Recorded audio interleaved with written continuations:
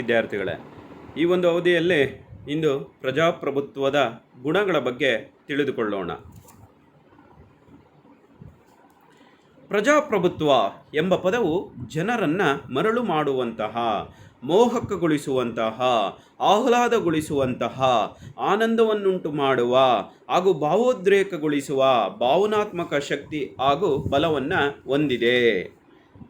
ಸ್ವಾತಂತ್ರ್ಯ, ಸಮಾನತೆ, ಭಾತೃತ್ವ ಹಾಗೂ ಜನಾಂಗವನ್ನು, ಪ್ರಜಾಪ್ರಭುತ್ವವನ್ನು ಉತ್ಸಾಹಭರಿತವನ್ನಾಗಿ ಕೊಂಡಾಡಿ ಇದನ್ನು ನಿರಾತಂಕ ಸ್ವಾತಂತ್ರ್ಯವುಳ್ಳವೆಂದು ಪರಿಗಣಿಸಿ ಪೂಜಿಸುತ್ತಾರೆ. ಇಂದು ಪ್ರಜಾಪ್ರಭುತ್ವದ ಬಗ್ಗೆ ಮಾತಾಡುವುದು ಒಂದು ರೀತಿಯ ಶ್ಲಾಘನೀಯವಾದುದಾಗಿದೆ ಎಂಬುದಾಗಿ ಸಹ ನಾವು ಹೇಳಬಹುದಾಗಿದೆ. ಪ್ರಜಾಪ್ರಭುತ್ವ ಮೂಲಭೂತವಾಗಿ ರಾಜಕೀಯ ಪರಿಕಲ್ಪನೆ ಹಾಗೂ ರಾಜಕೀಯದ ಬಹುಮುಖ್ಯ ಆದರ್ಶ ತತ್ವವಾಗಿದ್ದು ಸ್ವಾತಂತ್ರ್ಯ, ಸಮಾನತೆ, ಭಾತೃತ್ವ ಇದರ ಮೂಲಾಧಾರಗಳಾಗಿವೆ. ಪ್ರಜಾಪ್ರಭುತ್ವ ಎಂಬುದು ಒಂದು ಬಗೆಯ ಸರ್ಕಾರ ಪದ್ಧತಿ. ಇದು ಒಂದು ರಾಜ್ಯ ಪದ್ಧತಿ, ಸಾಮಾಜಿಕ ಪದ್ಧತಿ, ಜೀವನ ವಿಧಾನವಾಗಿದೆ. ಹಾಗೂ ಪ್ರಜಾಪ್ರಭುತ್ವ ಎಂದರೆ ಕೇವಲ ಸರ್ಕಾರ ಪದ್ಧತಿ ಮಾತ್ರ ಆಗಿರದೆ ಮಾನವನ ರಾಜಕೀಯ, ಸಾಮಾಜಿಕ, ಆರ್ಥಿಕ, ಸಾಂಸ್ಕೃತಿಕ ಇವೇ ಮೊದಲಾದ ಸ್ವಾತಂತ್ರ್ಯ ಭಾವನೆಯ ಪ್ರತಿಬಿಂಬವಾಗಿದೆ. ಇಂದು ಕೇವಲ ರಾಜಕೀಯ ಧ್ಯೇಯವಾಗಿರದೆ ವ್ಯಕ್ತಿಯ ವ್ಯಕ್ತಿತ್ವ ವಿಕಾಸನಕ್ಕೆ ಮತ್ತು ಸಾರ್ವಜನಿಕ ಸಾಧನೆಯೇ ಸರ್ಕಾರದ ಧ್ಯೇಯವಾಗಬೇಕೆಂಬುದು ಪ್ರಜಾಪ್ರಭುತ್ವದ ಮೂಲ ಆಶಯವಾಗಿದೆ ಎಂಬುದಾಗಿ ಸಹ ಕರೆಯುತ್ತೇವೆ. ಪ್ರಜಾಪ್ರಭುತ್ವವನ್ನು ಆಧುನಿಕ ಯುಗದಲ್ಲಿ ನಾವು ಸುವರ್ಣ ಯುಗ, ಪ್ರಜಾಪ್ರಭುತ್ವದ ಯುಗ ಎಂಬುದಾಗಿ ಸಹ ಕರೆಯುತ್ತೇವೆ. ಜಗತ್ತಿನ ಬಹಳಷ್ಟು ರಾಷ್ಟ್ರಗಳಿಂದ ಪ್ರಜಾಪ್ರಭುತ್ವವನ್ನು ಅಳವಡಿಸಿಕೊಂಡಿವೆ. ಕಮ್ಯುನಿಸ್ಟ್ ಪಕ್ಷವಾದ ಪ್ರಭಾವಕ್ಕೊಳಗಾದ ರಾಷ್ಟ್ರಗಳು ಕೂಡ ಇಂದು ಪ್ರಜಾಪ್ರಭುತ್ವ ಮಾದರಿಯನ್ನು ಅಳವಡಿಸಿಕೊಳ್ಳಲು ಹವಣಿಸುತ್ತಿವೆ. ಸೋವಿಯತ್ ರಷ್ಯಾ 1991ರಲ್ಲಿ ಪ್ರಜಾಪ್ರಭುತ್ವ ರಾಷ್ಟ್ರವಾಯಿತು. ಆಫ್ರಿಕಾ ಖಂಡದ ರಾಷ್ಟ್ರಗಳು ಇಂದು ಪ್ರಜಾಪ್ರಭುತ್ವದತ್ತ ದಾಪುಗಾಲು ಹಾಕಲು ನಿರಂಕುಶ ಪ್ರಭುತ್ವ ಹೊಂದಿರುವ ರಾಷ್ಟ್ರಗಳಲ್ಲಿಯೂ ಕೂಡ ಕೆಲವೊಂದು ಪ್ರಜಾಪ್ರಭುತ್ವ ತತ್ವಗಳನ್ನು ಅಳವಡಿಸಿಕೊಂಡಿರುವುದನ್ನು ನಾವು ನೋಡಬಹುದಾಗಿದೆ. ಪ್ರಜಾಪ್ರಭುತ್ವವು ಕೇವಲ ಸರ್ಕಾರ ಪದ್ಧತಿಯಾಗಿರದೆ ರಾಜ್ಯ ಪದ್ಧತಿ, ಸಾಮಾಜಿಕ ವ್ಯವಸ್ಥೆ, ಜೀವನ ವಿಧಾನವಾಗಿದೆ. ಪ್ರಾರಂಭದಲ್ಲಿ ಪ್ರಜಾಪ್ರಭುತ್ವ ಕೇವಲ ಒಂದು ರಾಜಕೀಯ ಪರಿಕಲ್ಪನೆಯಾಗಿತ್ತು. ಆದರೆ ಇಂದು ಸುಖಿ ರಾಜ್ಯ, ಕಲ್ಯಾಣ ರಾಜ್ಯದ ಸ್ಥಾಪನೆಗೋಸ್ಕರ ವ್ಯಕ್ತಿಯ ಸರ್ವತೋಮುಖ ಅಭಿವೃದ್ಧಿಯ ನಿಟ್ಟಿನಲ್ಲಿ ಹಲವಾರು ಕಾರ್ಯಕ್ರಮಗಳನ್ನು, ಹಲವಾರು ಯೋಜನೆಗಳನ್ನು ಪ್ರಜಾಪ್ರಭುತ್ವವು ಹಮ್ಮಿಕೊಂಡಿದ್ದು ಇಂದು ಯಶಸ್ಸಿನ ದಾಪುಗಾಲತ್ತ ಹಾಕುತ್ತಿದೆ. ಇಂದು ವಿಶ್ವದ ಬಹುತೇಕ ರಾಷ್ಟ್ರಗಳು ಪ್ರಜಾಪ್ರಭುತ್ವವನ್ನು ಅಳವಡಿಸಿಕೊಂಡಿರುವುದು ಅದರ ಶ್ರೇಷ್ಠತೆಯನ್ನು ಮತ್ತು ಘನತೆಯನ್ನು ಎತ್ತಿ ಹಿಡಿಯುತ್ತದೆ. ಪ್ರಜಾಪ್ರಭುತ್ವದ ಗುಣಗಳ ಬಗ್ಗೆ ನಾವು ಒಂದೊಂದೇ ಪ್ರಜಾಪ್ರಭುತ್ವದ ಗುಣಗಳ ಬಗ್ಗೆ ಅಧ್ಯಯನ ಮಾಡುತ್ತಾ ಹೋಗೋಣ. ಮೊದಲನೇದಾಗಿ, democracies give people a chance to become personally involved with their government, because the government in democracy is under the control of the people and their voice. Then it is up to each individual to decide their fate. People can choose to vote in whatever way their majority dictators.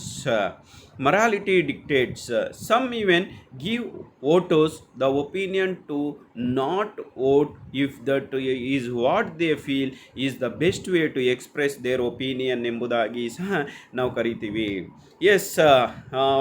ಮತದಾನ ಮಾಡೋದ್ರ ಮೂಲಕ ವ್ಯಕ್ತಿ ಅಥವಾ ಪ್ರಜೆಗಳು ಉತ್ತಮವಾದಂತಹ ಸರ್ಕಾರವನ್ನು ಆಯ್ಕೆ ಮಾಡಿಕೊಳ್ಳಲು ಇಲ್ಲಿ ಸುವರ್ಣಾವಕಾಶವನ್ನು ಪ್ರತಿಯೊಬ್ಬರಿಗೂ ಕೂಡ ಏನು ಮಾಡಿಕೊಳ್ಳಲಾಗಿದೆ, ಒದಗಿಸಿಕೊಡಲಾಗಿದೆ. ವ್ಯಕ್ತಿಗೆ ಮಹತ್ವವನ್ನು ನೀಡಲಾಗಿದೆ ಎಂಬುದಾಗಿ ಸಹ ನಾವು ಹೇಳ್ಬೋದು. ಪ್ರಜಾಪ್ರಭುತ್ವವು ವ್ಯಕ್ತಿಗೆ ಹಾಗೂ ಆ ವ್ಯಕ್ತಿಯ ಬಗ್ಗೆ ಹೆಚ್ಚಿನ ಪ್ರಾಮುಖ್ಯತೆಯನ್ನು ನೀಡಿದೆ. ಇದು ಪ್ರತಿಯೊಬ್ಬರೂ ರಾಜ್ಯದ ಆಡಳಿತ ನಿರ್ವಹಣೆಯಲ್ಲಿ ಪಾಲ್ಗೊಳ್ಳಲು ಮುಕ್ತವಾದ ಅವಕಾಶವನ್ನು ನೀಡಿದ್ದು ವ್ಯಕ್ತಿಯನ್ನು ಪೂಜಿಸುತ್ತದೆ.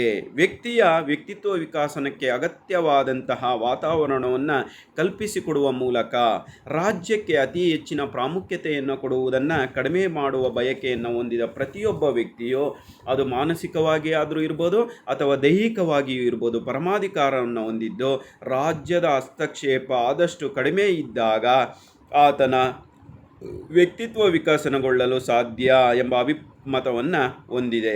ಹಾಗೂ ವ್ಯಕ್ತಿಯ ಮೇಲೆ ಮತ್ತೊಬ್ಬ ವ್ಯಕ್ತಿಯಾಗಲಿ ಅಥವಾ ಕೆಲವೇ ವ್ಯಕ್ತಿಗಳಾಗಲಿ ಅಥವಾ ಗುಂಪುಗಳಾಗಲಿ ಅಧಿಕಾರ ಚಲಾಯಿಸುವುದನ್ನು ಅಥವಾ ಆಡಳಿತ ನಡೆಸುವುದನ್ನು ಪ್ರಜಾಪ್ರಭುತ್ವವು ವಿರೋಧಿಸುತ್ತದೆ. ಅಂದರೆ ಪರಮಾಧಿಕಾರ ವ್ಯಕ್ತಿ ಅಥವಾ ವ್ಯಕ್ತಿಗಳು ಅಥವಾ ವ್ಯಕ್ತಿಗಳ ಗುಂಪಿಗೆ ಸಂಬಂಧಿಸಿದೆ. ಸಂಬಂಧಿಸಿದೆ ಸಮಾಜದ ಎಲ್ಲ ಪ್ರಜೆಗಳಲ್ಲೂ ಇದೆ ಎಂಬ ಅರ್ಥವನ್ನು ನೀಡುತ್ತದೆ. ಪ್ರಜಾಪ್ರಭುತ್ವದ ರಕ್ಷಣಾ ಜವಾಬ್ದಾರಿಯು ಸಮಾಜದ ಎಲ್ಲ ಪ್ರಜೆಗಳಿಗೂ ಸೇರಿರುತ್ತದೆ ಎಂಬುದಾಗಿ ಸಹ ಹೇಳ್ಬೋದು. ಹಾಗಾಗಿ ಪ್ರಜೆ ಅಥವಾ ವ್ಯಕ್ತಿಯು ಮತದಾನ ಮಾಡೋದ್ರ ಮೂಲಕ ತಮ್ಮ ಅಭಿಪ್ರಾಯಗಳನ್ನು ವ್ಯಕ್ತಪಡಿಸೋದ್ರ ಮೂಲಕ ಅವರು ತಮ್ಮ ಉತ್ತಮ ಅಭಿಪ್ರಾಯಗಳನ್ನು ವ್ಯಕ್ತಪಡಿಸಲಿಕ್ಕೆ ಪ್ರಜಾಪ್ರಭುತ್ವ ಉತ್ತಮ ಅವಕಾಶವನ್ನು ಒದಗಿಸಿಕೊಡುತ್ತೆ ಎಂಬುದಾಗಿ ಸಹ ಹೇಳ್ಬೋದಾಗಿದೆ. ಎರಡನೆಯ ಗುಣವನ್ನು ನಾವು ನೋಡೋದಾದರೆ, the structure of the democracy works to reduce issues with exploitation. ಹೌದು, ಬಹಳ ಒಳ್ಳೆಯ ಗುಣವನ್ನು ನಾವು ನೋಡ್ಬೋದಾಗಿದೆ. ಪ್ರಜೆಗಳು ತಮಗೆ ಇಷ್ಟ ಬಂದಂತಹ ಒಪಿನಿಯನನ್ನು ಶಾಂತಿಯುತವಾಗಿ ಬಗೆಹರಿಸಿಕೊಳ್ಳೋದ್ರ ಮೂಲಕ, ತಮ್ಮ ಸಮಸ್ಯೆಗಳನ್ನು ಸರ್ಕಾರದ ಮುಂದೆ ಹೇಳೋದ್ರ ಮೂಲಕ, ಅಭಿಪ್ರಾಯಗಳನ್ನು ಸಂಗ್ರಹಿಸಿಕೊಳ್ಳೋದ್ರ ಮೂಲಕ, ಚರ್ಚೆಗಳ ಮೂಲಕ ಏನು ಮಾಡ್ಬೋದಾಗಿದೆ, ಈ ಎಕ್ಸ್ಪ್ಲಾಯ್ಟೇಷನನ್ನು ಇಲ್ಲಿ ತಡೆಗಟ್ಟಬಹುದಾಗಿದೆ. All government formations are sensitive to exploitation because the people who get elected into powerful positions. The contrast with democracy is that the authorities are disturbed more equality within it. The ruling documents in the structure create checks and balances to assure that no single person receive supreme power over the legislative process ಎಂಬುದಾಗಿ ಸಹ ಹೇಳಬಹುದಾಗಿದೆ. So ಹಾಗಾಗಿ ಪ್ರಜಾಪ್ರಭುತ್ವ ಸಾಕಷ್ಟು ಗೊಂದಲಗಳನ್ನು, ಸಾಕಷ್ಟು ಸಮಸ್ಯೆಗಳನ್ನು ಶಾಂತಿಯುತವಾಗಿ ಬಗೆಹರಿಸಿಕೊಳ್ಳಲಿಕ್ಕೆ ಮುಕ್ತವಾದಂತಹ ಅವಕಾಶವನ್ನು ಒದಗಿಸಿಕೊಡುತ್ತೆ ಎಂಬುದಾಗಿ ಸಹ ನಾವು ಹೇಳಬಹುದಾಗಿದೆ.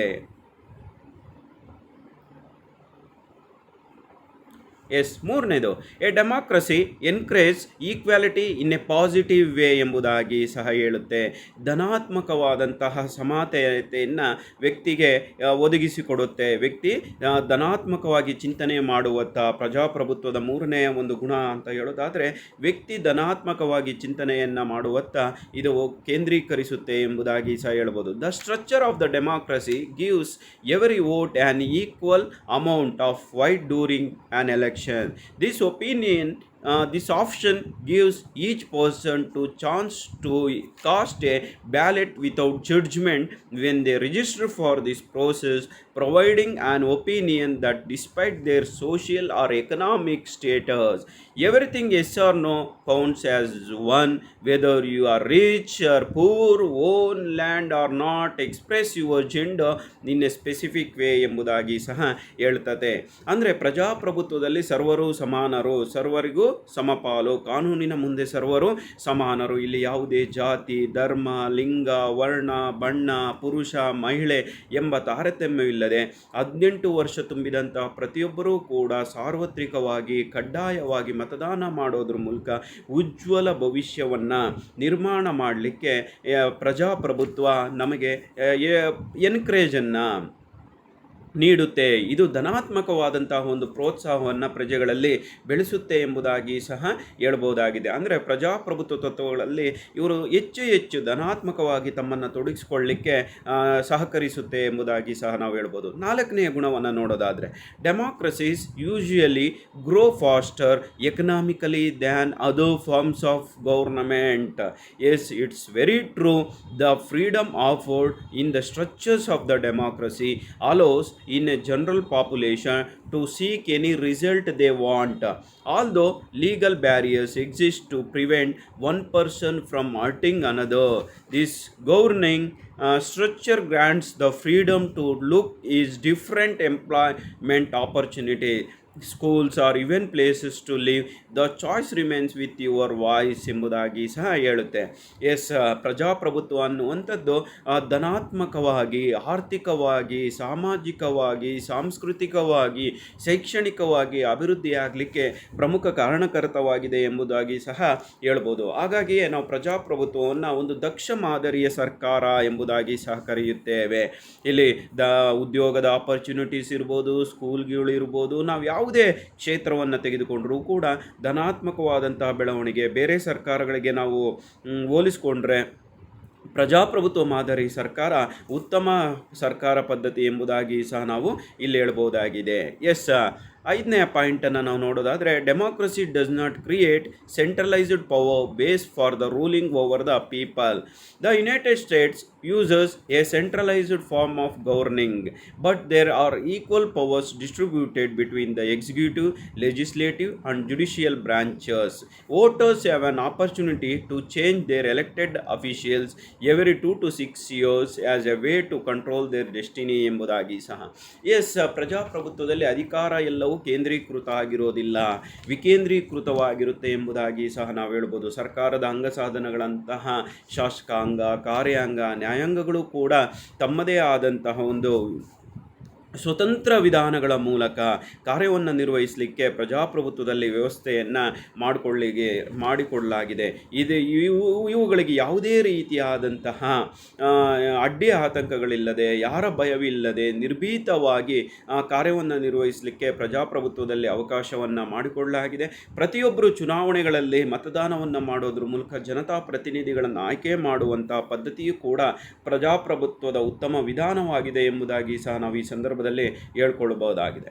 ವಿದ್ಯಾರ್ಥಿಗಳೇ, ನಂತರದ 6ನೇ ಒಂದು ಅಂಶವನ್ನು ನಾವು ನೋಡೋದಾದರೆ, protection of the interest of the law all ಅಂತ ಹೇಳ್ಬೋದು. Protection of the interest of all ಎಂಬುದಾಗಿ ಸಹ ನಾವು ಹೇಳ್ಬೋದು. ಎಸ್, ಸರ್ವರ ಹಿತಾಸಕ್ತಿಯ ರಕ್ಷಣೆಯನ್ನು ಮಾಡುತ್ತೆ. ಪ್ರಜಾಪ್ರಭುತ್ವ ಸರ್ಕಾರವು ಸರ್ವರ ಹಿತಾಸಕ್ತಿಯನ್ನು ರಕ್ಷಣೆಯನ್ನು ಮಾಡುತ್ತೆ ಎಂಬುದಾಗಿಲ್ಲಿ ಹೇಳುತ್ತೆ. ರಾಜಪ್ರಭುತ್ವವಾಗಲಿ ಶ್ರೀಮಂತ ಪ್ರಭುತ್ವವಾಗಲಿ ಜನರ ಸಮಸ್ಯೆಯನ್ನು ತಿಳಿದಿರುವುದಿಲ್ಲ. ಜನರ ಸರ್ವ ಸಮಸ್ಯೆಗಳನ್ನು ಚೆನ್ನಾಗಿ ತಿಳಿಸಿರುವ ಪ್ರಜಾಪ್ರಭುತ್ವ ಸರ್ಕಾರವು ಬಹಳ ಸುಲಭವಾಗಿ ಪರಿಹರಿಸುತ್ತೆ. ಪ್ರಜಾಪ್ರಭುತ್ವ ಸರ್ಕಾರವನ್ನು ನಡೆಸುವವರು ಪ್ರಜೆಗಳೇ ಆದುದರಿಂದ ಪ್ರಜೆಗಳ ಬೇಡಿಕೆಯನ್ನು ಇದು ಈಡೇರಿಸುತ್ತೆ ಎಂಬುದಾಗಿ ಸಹ ನಾವು ಹೇಳ್ಬೋದು. ಇಲ್ಲಿ ಪ್ರಜೆಗಳೇ ಪ್ರಭುಗಳು ಆಗಿರೋದ್ರಿಂದ ಪ್ರತಿಯೊಬ್ಬ ಸಾಮಾನ್ಯ ಮನುಷ್ಯನಿಂದ ಹಿಡಿದು ಸಿರಿವಂತನವರೆಗೂ ಸರ್ವರು ಕಾನೂನಿನ ಮುಂದೆ ಸಮಾನರು. ಅಲ್ಲಿ ಯಾವುದೇ ಜಾತಿ, ಧರ್ಮ, ಲಿಂಗ, ವರ್ಣ, ಬಣ್ಣ ಎಂಬ ತಾರತಮ್ಯವಿಲ್ಲದೆ ಸರ್ವರು ಕಾನೂನಿನ ಮುಂದೆ ಸಮಾನರು ಎಂಬುದಾಗಿ ಸಹ ನಾವು ಇಲ್ಲಿ ಹೇಳ್ಬೋದಾಗಿದೆ. ನಂತರದ ಅಂಶವನ್ನು ನಾವು ನೋಡೋದಾದರೆ 7ನೇ ಅಂಶ, ಅಪೋಲ್ಡ್ಸ್ ಹ್ಯೂಮನ್ ಡಿಗ್ನಿಟೀಸ್ ಎಂಬುದಾಗಿ ಸಹ ಕರಿತೀವಿ. ಅಂದರೆ ವ್ಯಕ್ತಿ ಗೌರವವನ್ನು ಎತ್ತಿ ಹಿಡಿಯುತ್ತೆ. ಇದು ಪ್ರಜಾಪ್ರಭುತ್ವದ ಮುಖ್ಯ ಗುಣಲಕ್ಷಣ ಎಂಬುದಾಗಿ. ಇಂದು ಪ್ರಜಾಪ್ರಭುತ್ವ ಯಶಸ್ವಿಯಾಗಲಿಕ್ಕೆ ಬಹುಮುಖ್ಯ ಕಾರಣ ಅಂದರೆ ಇದು ವ್ಯಕ್ತಿಯ ಘನತೆಯನ್ನು, ಗೌರವವನ್ನು ಎತ್ತಿ ಹಿಡಿಯುತ್ತೆ ಎಂಬುದಾಗಿ ಸಹ ನಾವು ಹೇಳ್ಬೋದಾಗಿದೆ. ಪ್ರಜಾಪ್ರಭುತ್ವವು ವ್ಯಕ್ತಿಯ ವ್ಯಕ್ತಿತ್ವಕ್ಕೆ ಹೆಚ್ಚಿನ ಮಹತ್ವವನ್ನು ನೀಡುತ್ತದೆ. ಯಾವುದೇ ಜಾತಿ, ಧರ್ಮ, ಲಿಂಗ, ಹುಟ್ಟು ಮತ್ತು ಅಂತಸ್ತನ್ನು ಪರಿಗಣಿಸದೆ ಪ್ರತಿಯೊಬ್ಬ ವ್ಯಕ್ತಿಗೂ ಸಮಾನ ಗೌರವವನ್ನು ಕೊಡಲಾಗಿದೆ. ಪ್ರತಿಯೊಬ್ಬ ವಯಸ್ಕನು ಮತದಾನದ ಹಕ್ಕನ್ನು ಹೊಂದಿರ್ತಾನೆ. ಮತದಾನ ಮಾಡೋದ್ರ ಮೂಲಕ ಇಡೀ ಸರ್ಕಾರವನ್ನು ಚರ್ಚೆ ಮತ್ತು ಸಮ್ಮತಿಯ ಮೂಲಕ ಸರ್ಕಾರವನ್ನು ಟೀಕಿಸುವ, ಸರ್ಕಾರವನ್ನು ಹೊಗಳುವ, ಸರ್ಕಾರ ಪ್ರಜೆಗಳಿಗೆ ವಿರುದ್ಧವಾಗಿ ನಡೆದಾಗ ಅಂತಹ ಸರ್ಕಾರವನ್ನು ಕಿತ್ತೊಗೆಯುವ ಅಧಿಕಾರ ಪ್ರಜೆಗಳಿಗಿದೆ ಎಂಬುದಾಗಿ ಸಹ ನಾವು ಇಲ್ಲಿ ಕಾಣಬಹುದಾಗಿದೆ. ಎಸ್, ನಂತರದ ಅಂಶವನ್ನು ನಾವು ನೋಡೋದಾದರೆ ಅಪೋಲ್ಡ್ಸ್ ಲಿಬರ್ಟಿ ಆ್ಯಂಡ್ ಈಕ್ವಾಲಿಟಿ ಅಂತ ಎಂಬುದಾಗಿ ಸಹ ಕರೆಯುತ್ತೇವೆ. ಸ್ವಾತಂತ್ರ್ಯ ಮತ್ತು ಸಮಾನತೆಯನ್ನು ಎತ್ತಿ ಹಿಡಿಯುತ್ತೆ ಎಂಬುದಾಗಿ ಸಹ ನಾವು ಕರೆಯುತ್ತೇವೆ. ಪ್ರಜಾಪ್ರಭುತ್ವದಲ್ಲಿ ಸ್ವಾತಂತ್ರ್ಯ ಮತ್ತು ಸಮಾನತೆಗೆ ಹೆಚ್ಚಿನ ಮಹತ್ವವನ್ನು ನೀಡಲಾಗಿದೆ.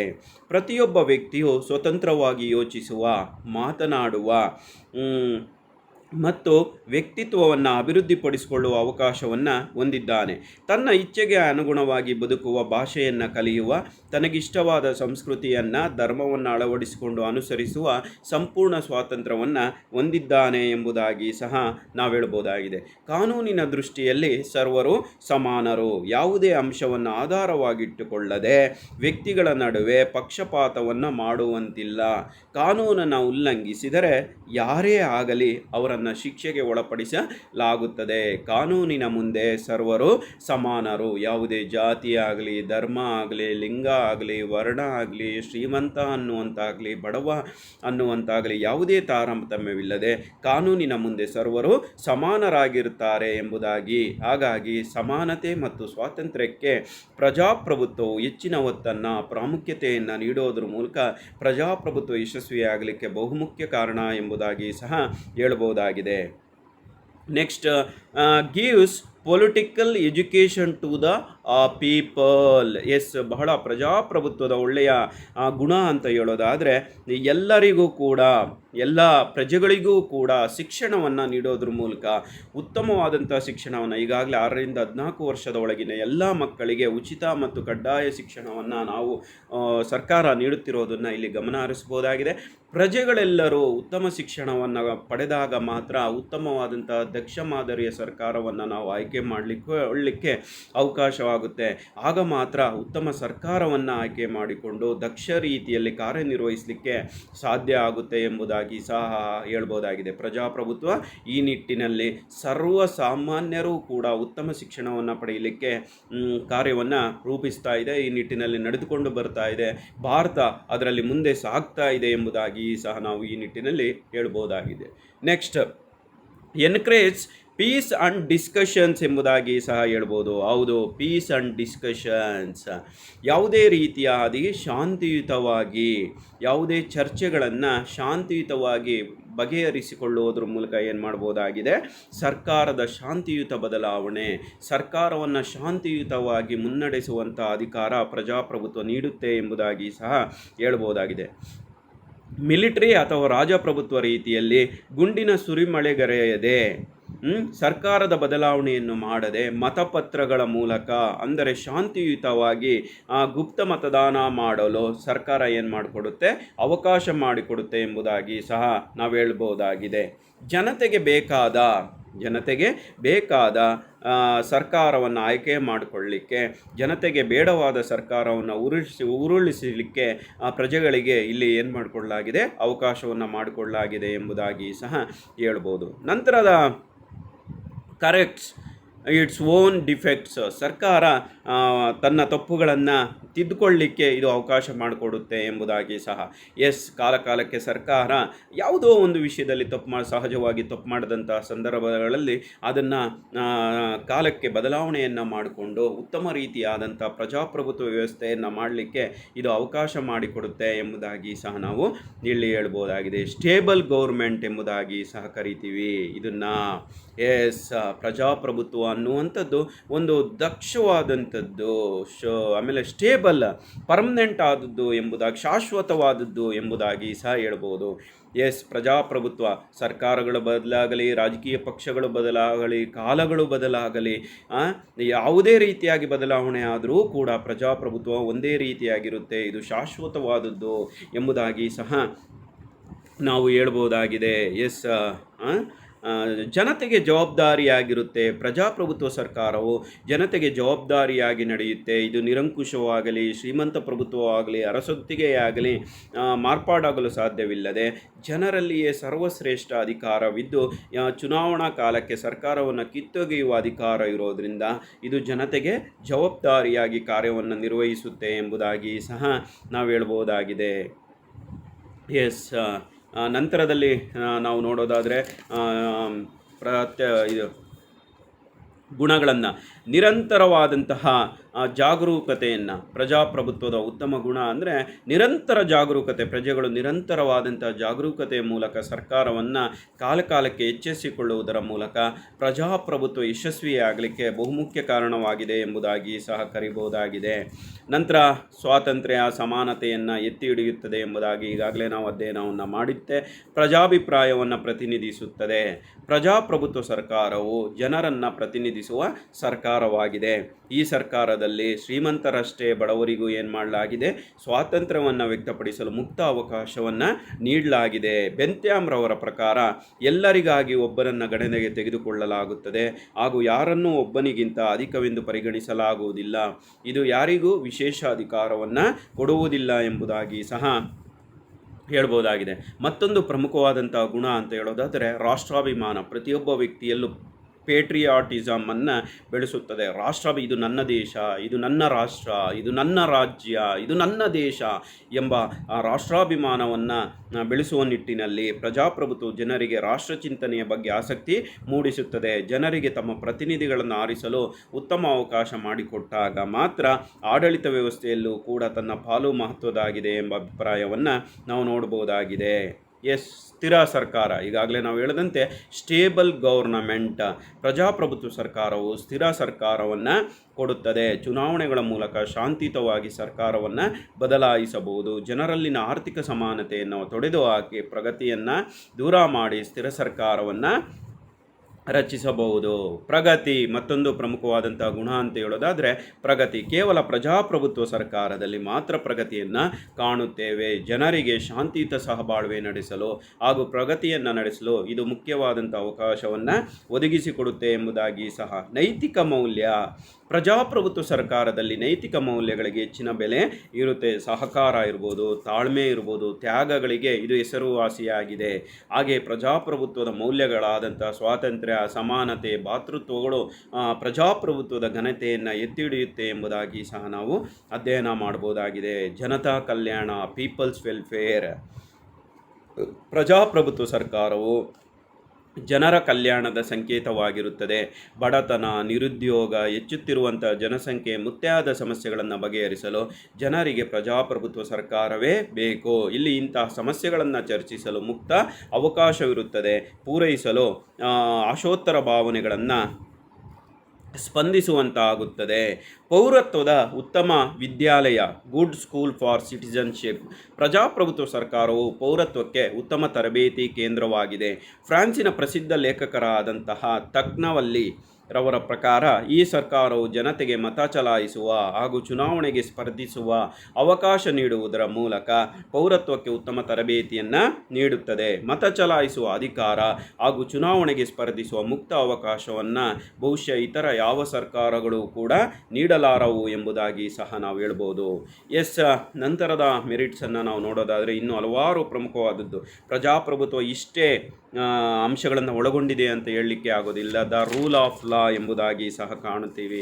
ಕಾನೂನಿನ ಆಳ್ವಿಕೆಗೆ ಒಳಪಟ್ಟಿರುತ್ತೆ, ಕಾನೂನಿನ ಆಧಿಪತ್ಯಕ್ಕೆ ಒಳಪಟ್ಟಿರುತ್ತೆ ಎಂಬುದಾಗಿ ಸಹ ನಾವು ಹೇಳ್ತೀವಿ. ಎಸ್, ಪ್ರಜಾಪ್ರಭುತ್ವ ಪದ್ಧತಿಯ ಸರ್ಕಾರದಲ್ಲಿ ಮಾತ್ರವೇ ಕಾನೂನಿನ ಆಳ್ವಿಕೆಯನ್ನು ಕಾಣಲು ಸಾಧ್ಯ. ಕಾನೂನಿನ ಅಡಿಯಲ್ಲಿ ಎಲ್ಲರನ್ನೂ ಸಮಾನರೆಂದು ಹಾಗೂ ಕಾನೂನಿಗಿಂತ ಯಾರೂ ಮೇಲ್ಪಟ್ಟವರಲ್ಲವೆಂದು ಪರಿಗಣಿಸುತ್ತೆ ಎಂಬುದಾಗಿ ಸಹ ನಾವು ಹೇಳಬಹುದಾಗಿದೆ. Responsibility of the people. ಈಗಾಗಲೇ ನಾವು ಹೇಳದಂತೆ ಇದು ಜನತೆಗೆ ಜವಾಬ್ದಾರಿಯುತವಾಗಿರುತ್ತೆ ಎಂಬುದಾಗಿ ಸಹ ನಾವು ಹೇಳಬಹುದಾಗಿದೆ. ಪ್ರಜಾಪ್ರಭುತ್ವ ಪದ್ಧತಿ ಸರ್ಕಾರವು ಜನತೆಗೆ ಜವಾಬ್ದಾರಿಯುತವಾಗಿ ನಡೆಯುವುದರಿಂದ ನಿರಂಕುಶವಾಗಿ ಶ್ರೀಮಂತ ಪ್ರಭುತ್ವ ಆಗಲಿ, ಅರಸೊತ್ತಿಗೆ ಆಗಲಿ, ಸರ್ಕಾರವಾಗಲಿ ಇರೋದಿಲ್ಲ. ಇದು ಜನತೆಗೆ ಜವಾಬ್ದಾರಿಯುತವಾಗಿ ಏನು ಮಾಡಬೇಕಾಗುತ್ತೆ, ನಡೆದುಕೊಳ್ಬೇಕಾಗುತ್ತೆ ಎಂಬುದಾಗಿ ಸಹ ನಾವು ಹೇಳ್ಬೋದಾಗಿದೆ. Next, political knowledge. ರಾಜಕೀಯ ಶಿಕ್ಷಣವನ್ನು ನೀಡುತ್ತೆ ಪ್ರಜೆಗಳಿಗೆ.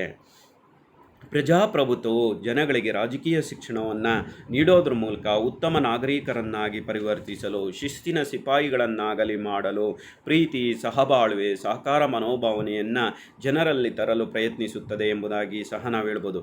ಏಕೆಂದರೆ ಪ್ರಜಾಪ್ರಭುತ್ವದ ಯಶಸ್ವಿ ಆ ದೇಶದ ಜನರಲ್ಲಿಯೇ ಅವಲಂಬಿಸಿರುವುದರಿಂದ ಎಲ್ಲರಿಗೂ ಮೌಲ್ಯಯುತವಾದಂತಹ ಶಿಕ್ಷಣವನ್ನು ನೀಡುವಂತಹ ಬಯಕೆಯನ್ನು ಹೊಂದಿದೆ. ಆಗ ಮಾತ್ರ ಜನರು ಉತ್ತಮ ಪ್ರತಿನಿಧಿಗಳನ್ನು ಆಯ್ಕೆ ಮಾಡಲು ಸಾಧ್ಯ ಎಂಬ ಆಶಯವನ್ನು ಪ್ರಜಾಪ್ರಭುತ್ವವು ಹೊಂದಿದೆ ಎಂಬುದಾಗಿ ಸಹ ನಾವು ಹೇಳ್ಬೋದು. Importance to the person. ವ್ಯಕ್ತಿಗೆ ಮಹತ್ವವನ್ನು ನೀಡುತ್ತೆ. ಎಸ್, ಈಗಾಗಲೇ ನಾವು ಅಧ್ಯಯನವನ್ನು ಮಾಡಿದಂತೆ ಪ್ರಜಾಪ್ರಭುತ್ವ ಸರ್ಕಾರದಿಂದ ಮಾತ್ರ ವ್ಯಕ್ತಿಗೆ ಮಹತ್ವವನ್ನು ನೀಡಲಾಗುತ್ತೆ.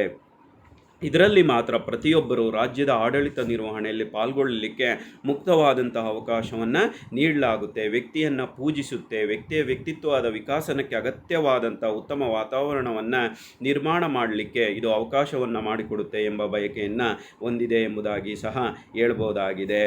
Next, welfare of masses. ಎಲ್ಲರ ಕಲ್ಯಾಣವನ್ನು ಮಾಡುತ್ತೆ, ಜನಸಾಮಾನ್ಯರ ಕಲ್ಯಾಣ.